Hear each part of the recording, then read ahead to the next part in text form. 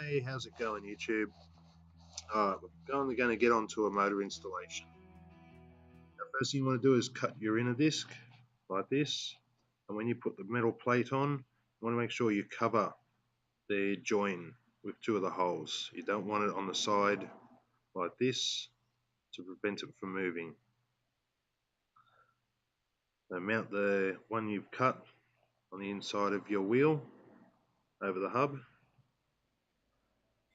I like to start with 3 bolts evenly spaced through the spur gear. Use your other mounting plate on the inside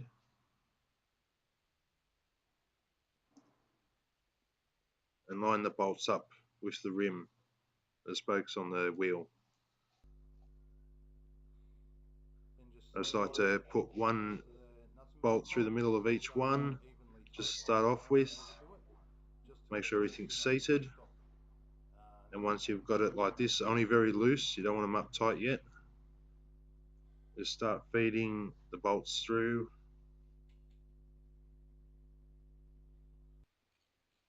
And tighten them up evenly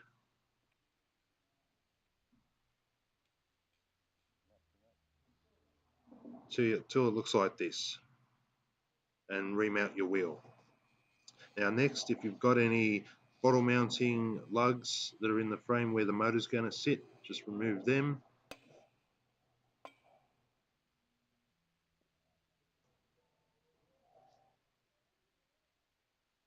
And seat your motor.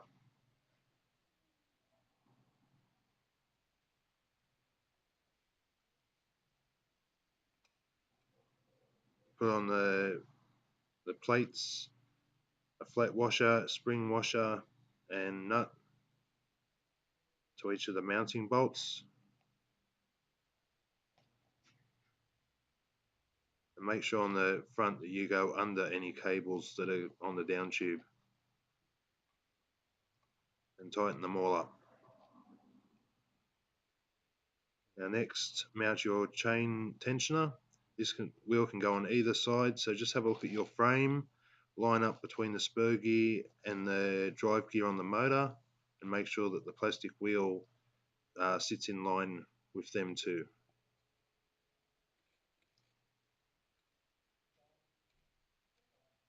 Alright, next, take the connection link out of your chain, drop it on a sprocket. You should already have this cover off if you've done the preparation work on the engine. And using the spark plug tool and screwdriver, just turn the chain around this gear. Feed the rest of the chain through the guide how it would normally run, and put tension on it and count how many links you will have to remove to make the chain the correct length.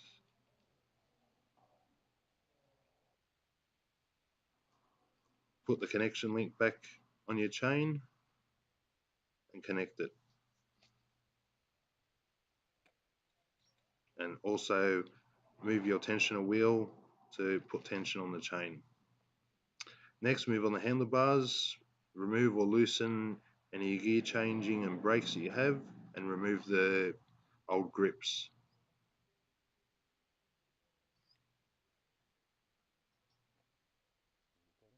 Next, get your clutch lever and loosen the mounting screw on the bottom, and wind it or press it into your handlebar. This one went on very easily. Some handlebars, due to age and that, are a little bit bigger, and you will have fun with this and might need to Dremel or file some of it.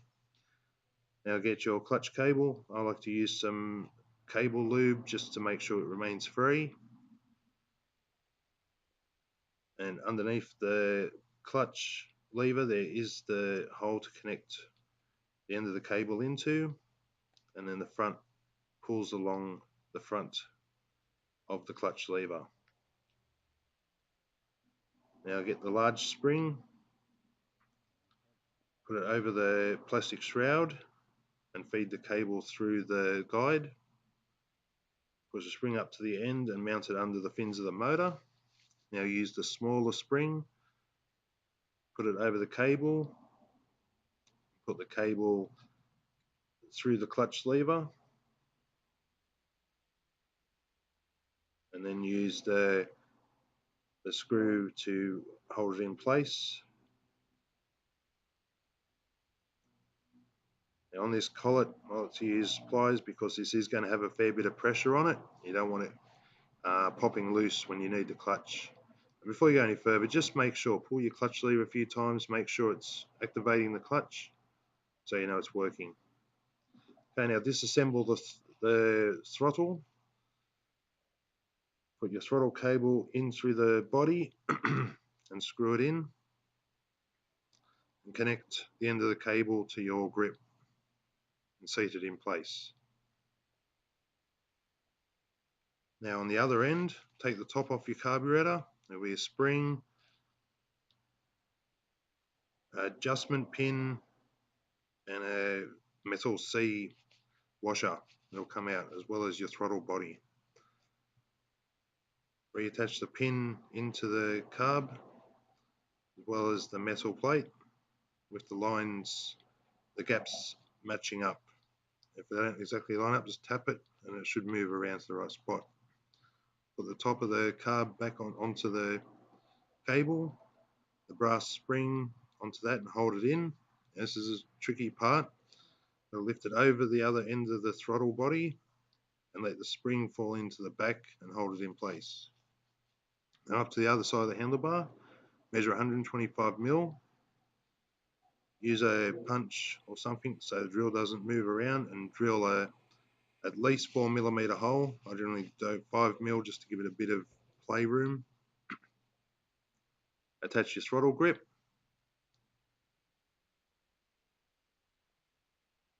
Find where the locating point is and screw it back together.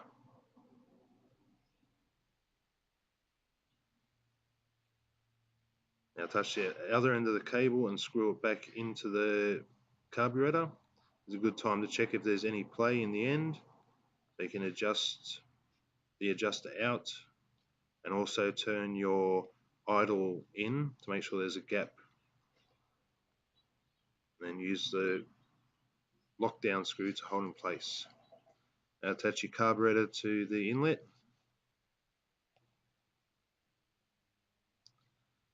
Using a bit of metho, attach your other grip. The metho will just help it slide on, and then when it dries, it will hold in place and won't move.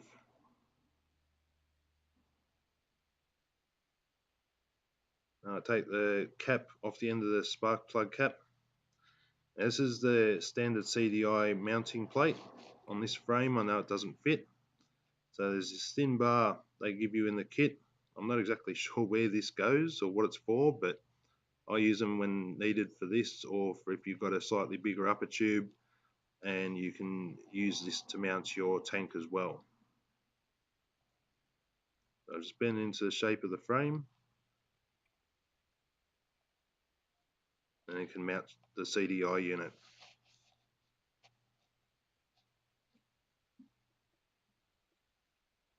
Attach your spark plug.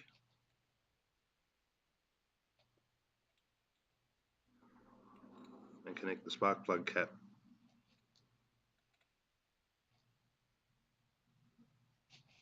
Now I didn't get this in a great shot, but you want to connect all your wires.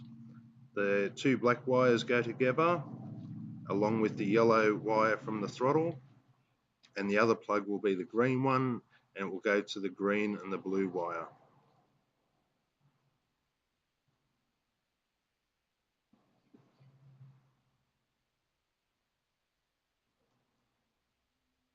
Now there's also a white wire that comes to the motor. This is for if you're using a light, but not needed for the general installation of this kit.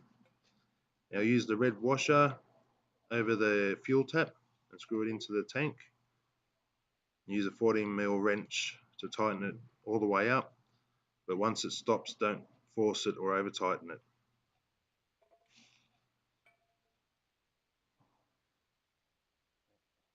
Another thing to check for is that your mounts for the fuel tank fit.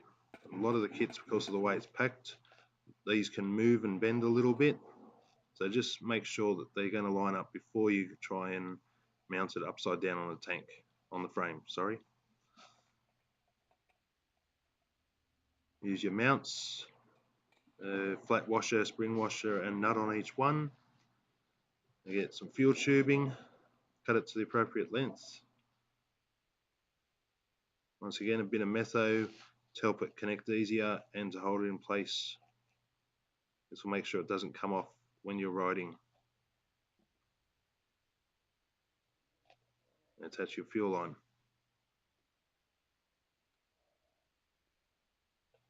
Next, take the nuts off for where the exhaust mounts.